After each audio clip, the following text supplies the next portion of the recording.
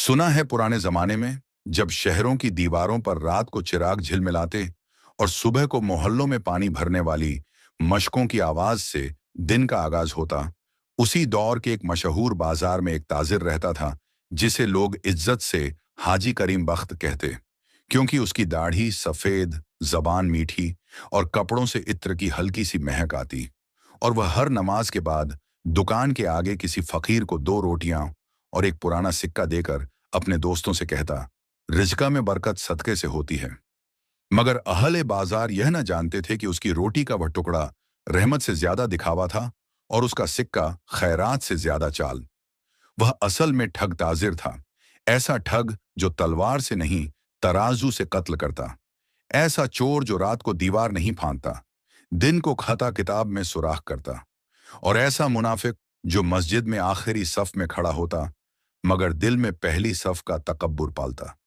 हाजी करीम बख्त की दुकान पर शहर के बेहतरीन कपड़े मिलते, रेशम के थान, कतन के जोड़े, मलमल और बाफ्ता, और दाखिली कमरे में कश्मीर की शालें और रूम के अतर। मगर उसकी दुकान की असल कला कपड़ों में नहीं, नजरों में थी। वह जब ग्राहक को देखता तो पहले उसकी आंखों का वजन तोलता। क्या यह इंसान लालच से भरा है या मजबूरी से? क्या इसकी शर्म ज्यादा है या इसकी जेब? क्या यह नया नया शहर आया है या पुराना बाजार का शिकार? फिर वह अपनी जबान का जादू चलाता। आओ भाई, तुम्हारे चेहरे से नजर आता है तुम इज्जतदार घराने से हो। यह थान तुम्हारे लिए रखा था, बस तुम आ जाए तो कसमत जाग उठी। और साथ ही अपने कर्मचारी को आंख से इशारा करता जो तराजू का पलड़ा हल्का सा दबा देता, थान की लंबाई में उंगली घुसाकर 2 अंगुल कम कर लेता, या काटने के वक्त कपड़े को खींचकर ऐसा काटता कि बचा हुआ टुकड़ा हमेशा दुकान के हिस्से में रहे। शहर की औरतें जब दहेज के कपड़े लेने आती तो वह मोहब्बत से बात करता, मगर हिसाब में सख्ती। गरीब मर्द जब अपनी बेटी के निकाह के लिए सस्ता कपड़ा मांगता तो वह दिल दरिया बनकर कहता, भाई मैं तुमसे नफा नहीं लूंगा। और फिर वही कपड़ा जो दूसरे को 3 सिक्कों का देता, इस मस्कीन को 5 का देकर भी ऐसे जताता जैसे जिंदगी भर का एहसान कर दिया हो। और सबसे बड़ी बात यह है कि जब कोई शक करता वो कुरान की कसम खाता, मैं ठगना जानता ही नहीं। और फिर मुस्कुराकर कहता, बाजार में तो हर कोई अपना नफा देखता है, मगर मैं तो बस रोजी कमा रहा हूं। वक्त यूं ही गुजर रहा था कि 1 साल कहत का सा आया। बारिश कम, गल्ला महंगा, लोगों की जेब पतली और बाजार में चेहरों पर थकान।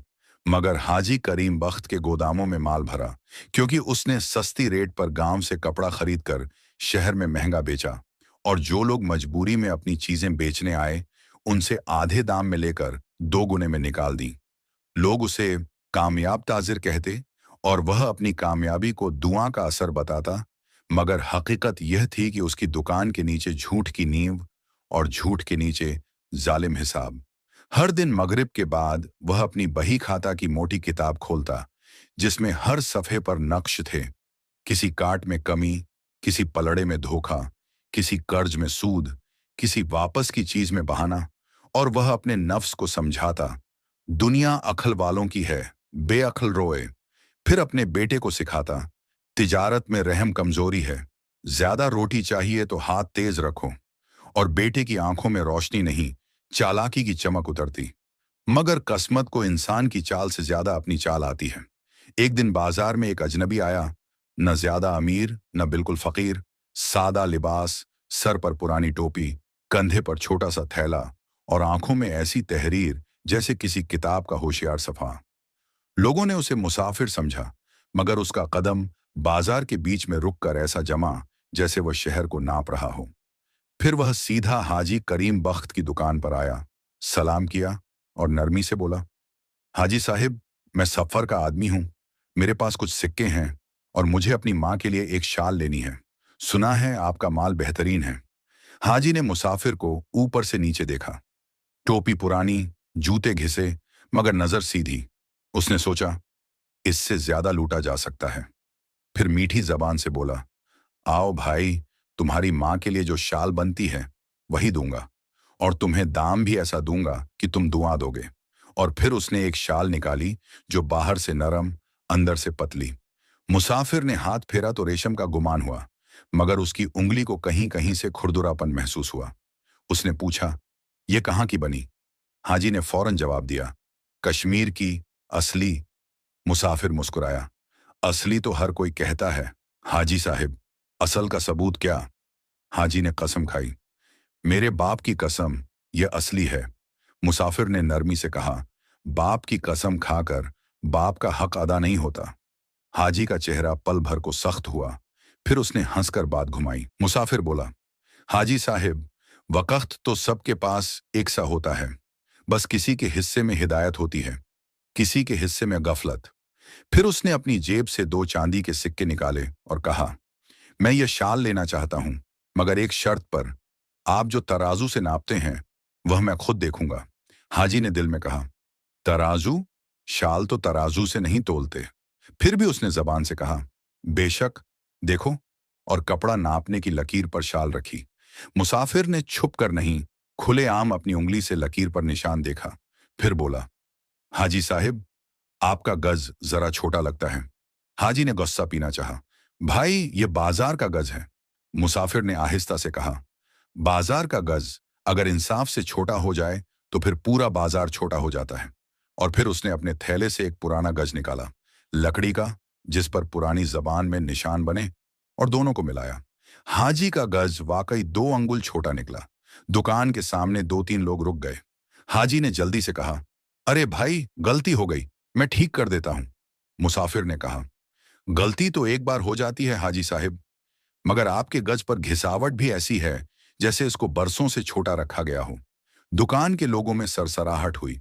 हाजी ने बात संभाली, तुम मुसाफिर हो, तुम्हें बाजार के अदब नहीं। चलो, मैं तुम्हें एक नया टुकड़ा दे देता हूं। मुसाफिर ने कहा, मैं टुकड़ा नहीं, सच चाहता हूं। और फिर उसने 2 सिक्के वापस जेब में रखे और बोला, आपसे एक और चीज लेनी है, मुझे आपके बही खाते का एक सफा दिखाइए। हाजी हंसा, बही खाता? वह तो ताजिर का राज होता है। मुसाफिर ने कहा, राज और जुल्म में फर्कन होता है। राज वह जो किसी का हक न खाए। और फिर उसने अजीब बात की, हाजी साहिब, अगर आप सच्चे हो तो दिखाने में क्या हरज? हाजी का दिल धक से हुआ। फिर उसने उल्टा मुसाफिर को धमकाया, तुम कौन हो जो ऐसे सवाल करता? मुसाफिर ने अपनी टोपी उतारी और उसके बाल सफेद निकले, मगर चेहरा जवान सी रोशनी वाला। बोला, मैं वह हूं जो सफर में लोगों के अमाल का वजन देखता, कभी काजी के दर पर, कभी बाजार के पलड़े के पास। हाजी ने समझा यह कोई दरवेश है या शहर के किसी बुजुर्ग का बंदा। उसने फिर भी अपनी जिद न छोड़ी, दरवेश साहिब, मैं नमाजी आदमी हूं, मैं किसी का हक नहीं खाता। मुसाफिर ने कहा, नमाज बदन को झुका देती है, मगर दिल को तब झुकाती है जब इंसान हक अदा करे। और फिर उसने दुकान के अंदर कदम रखा। अजीब बात यह है कि हाजी के नौकर जो हमेशा उसके इशारे पर चलते थे, आज सख्त से सख्त भी खामोश रहे, जैसे किसी ने उनकी जबान बांध दी हो। मुसाफिर ने बही खाते की किताब की तरफ देखा।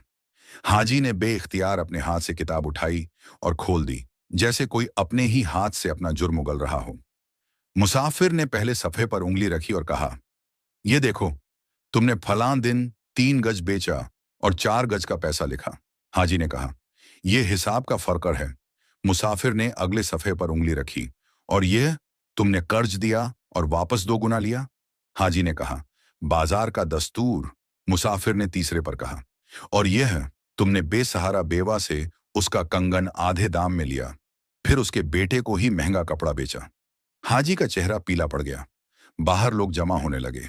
कोई कहता, वाकई हाजी का गज छोटा था। कोई कहता, मुझे भी ठगा गया।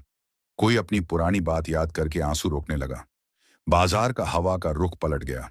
हाजी ने घबराकर मुसाफिर से कहा, तुम मुझे जलील करना चाहते हो?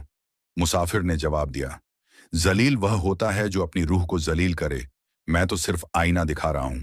और फिर मुसाफिर ने एक जुमला कहा जो तीर की तरह दिल में उतर गया, इंसान का रिज़्क उसके हाथ की सफाई से नहीं, उसके दिल की सफाई से बढ़ता है। हाजी ने चीख कर कहा, मैं ताजिर हूं, मैंने माल खरीदा, मैंने बेचा, मैंने मेहनत की। मुसाफिर ने कहा, मेहनत का फल हलाल होता है, धोखे का फल जहर। और फिर उसने बाजार की तरफ इशारा किया, तुम्हारी दुकान से जो आता है वह कपड़ा नहीं, बद्दुआओं की धूल है। इतने में बाजार का काजी भी आ गया। लोगों ने शोर मचाया, हाजी ने ठगी की। काजी ने कहा, सबूत? मुसाफिर ने छोटा गज और अपना पुराना गज सामने रखा, फिर बही खाते के सफ़ों पर निशान दिखाए।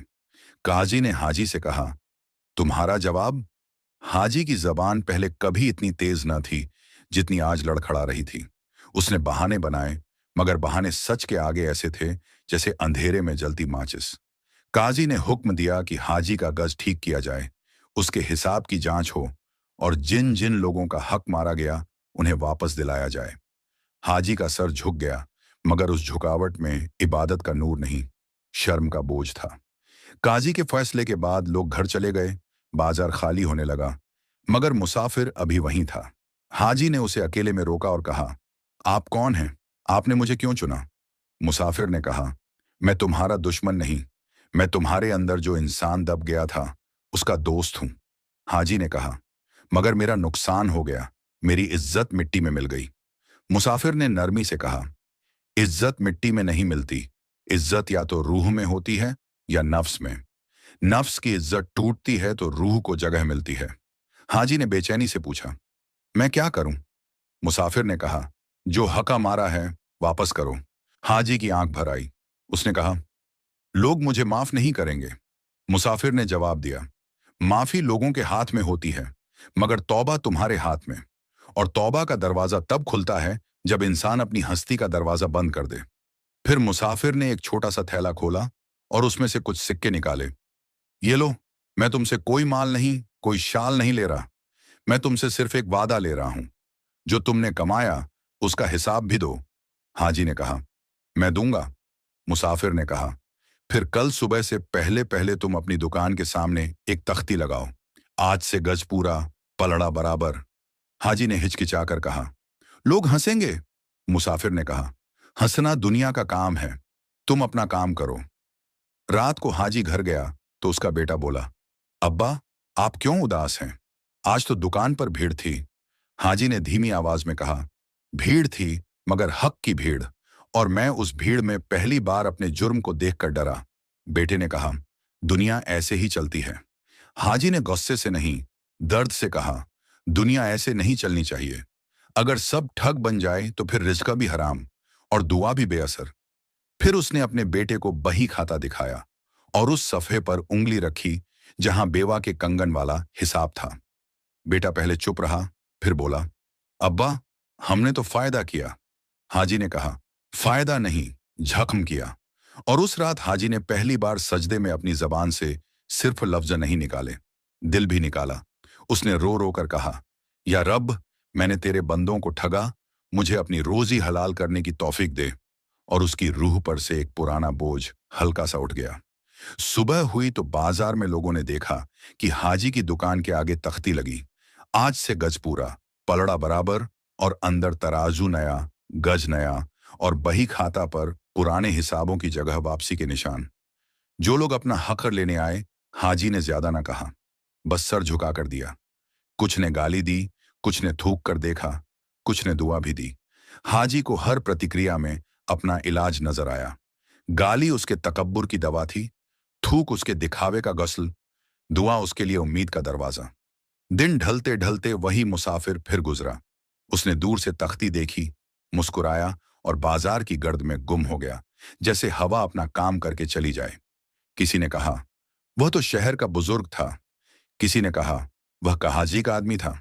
किसी ने कहा, वह दरवेश था। मगर हाजी को अब फर्क नहीं पड़ता था कि वह कौन था। उसके लिए वह इंसान सिर्फ आईना था। महीने गुजरे, हाजी की दुकान पहले से कम बिकती, मगर जो बिकती वह बरकत से। पहले उसके गोदाम भरे होते मगर दिल खाली, अब गोदाम हल्के मगर दिल में सुकून। पहले उसके घर में खाना ज्यादा होता मगर चेहरों पर खुशी कम, अब खाना सीधा मगर सुकून ज्यादा। और सबसे बढ़कर उसका बेटा, जो पहले चालाकी को हुनर समझता था, अब इंसाफ को तिजारत की रूह समझने लगा। एक दिन शहर में फिर कहत सा हुआ, मगर इस दफा हाजी ने माल छुपाकर महंगा न किया। उसने लोगों को उधार पर कपड़ा दिया, कुछ को मुफ्त। और जब किसी ने कहा, हाजी, आज आपको नुकसान हो रहा है, उसने जवाब दिया, नुकसान तब होता है जब दिल का तराजू झुक जाए। माल का तराजू सीधा रहे तो अल्लाह संभाल लेता है। आखिरी उम्र में हाजी जब बीमार हुआ तो उसने अपने बेटे को पास बुलाया और कहा, बेटा, तिजारत का सबसे बड़ा राज यह है कि जो पैसा धोखे से आए वह घर में चूल्हा तो जलाता है मगर दिल में आग लगाता है, और जो पैसा इंसाफ से आए वह कभी कभी कम होता है मगर उसमें ऐसी ठंडक होती है जो नस्लों तक जाती है। बेटे ने आंसू से कहा, अब्बा, आपने यह बात पहले क्यों न सिखाई? हाजी ने धीमी सांस ली, क्योंकि मैं पहले ठग था, फिर ताजिर बना, और फिर उसने अपनी आंख बंद की और जैसे किसी सफर पर निकल गया। मगर इस दफा उस सफर का सामान झूठ का बही खाता नहीं, हक की वापसी थी। लोगों ने बाद में किस्सा सुनाया और कहा, ठग ताजिर को एक मुसाफिर ने जगाया, मगर समझदार लोगों ने कहा, मुसाफिर तो बहाना था, असल जागना तब होता है जब इंसान अपने अंदर के ठग को पहचान कर उसे छोड़ दे। और इसीलिए बुजुर्गों ने इस कस्से से यह सब कर निकाला कि बाजार सिर्फ पैसों का नहीं, नियत का भी होता है। जो नियत में मिलावट करे वह कपड़े में मिलावट से भी ज्यादा नुकसान करता है। जो पलड़े को झुकाता है वह अपनी रूह को भी झुकाता है, और जो इंसाफ करता है वह सिर्फ ग्राहक को नहीं, अपने रब को राजी करता है। क्योंकि पूरा गज असल में कपड़े का नहीं, ईमान का होता है।